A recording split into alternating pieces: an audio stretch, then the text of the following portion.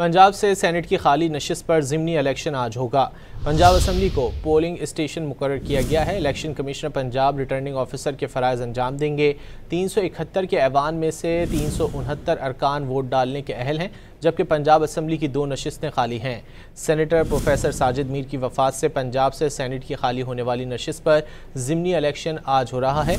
इस नशिस्त पर मुस्लिम लीग नून की जानिब से हाफिज़ अब्दुल करीम, जबकि अपोजिशन जमातों की जानिब से महर अब्दुल सत्तार उम्मीदवार हैं।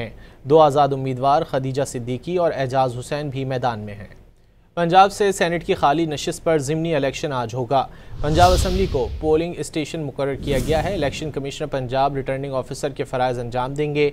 371 के ऐवान में से 369 अरकान वोट डालने के अहल हैं, जबकि पंजाब असम्बली की 2 नशिस्तें खाली हैं। सेनेटर प्रोफेसर साजिद मीर की वफ़ात से पंजाब से सेनेट की खाली होने वाली नशिस्त पर ज़िमनी इलेक्शन आज हो रहा है। इस नशिस्त पर मुस्लिम लीग नून की जानिब से हाफिज़ अब्दुल करीम, जबकि अपोजिशन जमातों की जानिब से महर अब्दुल सत्तार उम्मीदवार हैं। 2 आज़ाद उम्मीदवार खदीजा सिद्दीकी और एजाज हुसैन भी मैदान में हैं।